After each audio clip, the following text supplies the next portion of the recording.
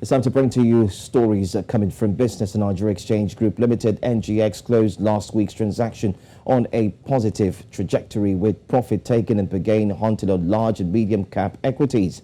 Trading activities led to NGX all-share index and market capitalization appreciating by 0.46% to close the week at 47,569.04 and 25.910 trillion.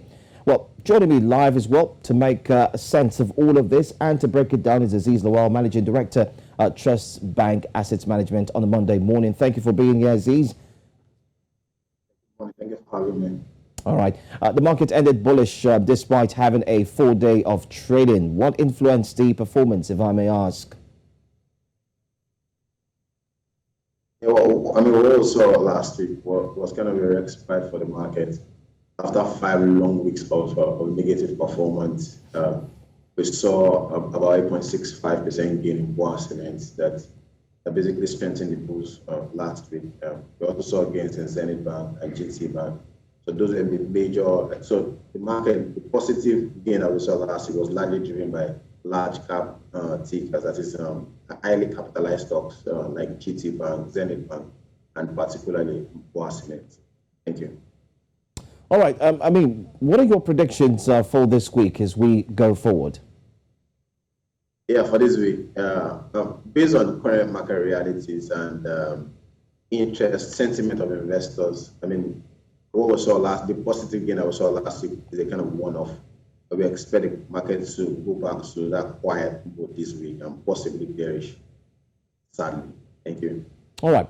With Nigeria's mentioning of possible debt restructuring, what impact did that announcement have on the fixed income market? Yeah, thank you for that question. Very important question. What happened last week kind of reinforced the importance of proper communication with markets. Financial markets are very, very rational and don't like surprises. The word restructure, from what the minister said in the interview with Bloomberg, is too sensitive for market, and if used when it's not supposed to be used, it will spook the market. So what happened last week was the bond market, particularly for Euro bond market, was shaken. But DMO came in a day after to rescue the situation by calming nerves down that Nigeria is not restructuring and Nigeria is not in any danger of not being able to service its debt.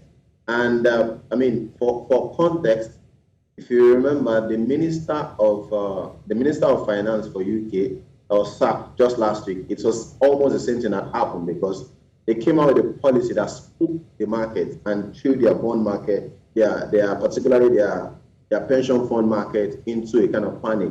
As a result, the man had to leave. It just tells you the level of the impact of that wrong communication by our finance minister. So it actually shook the market. But the good thing now is that normalcy has resumed since the communication, the circular from the DMO that calmed the market last week. Well, with all of that, what should our audience actually expect for this week?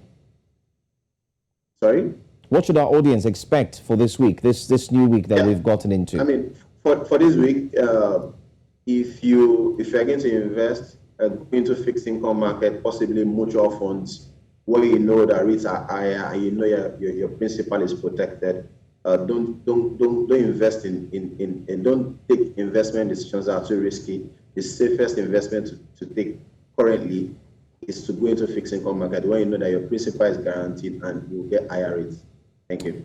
Thank you so much, Azeez Lawal, MD, Trust Bank Assets Management. Thank you for being here on a Monday and have a great start to the week. Thank you so much for having me.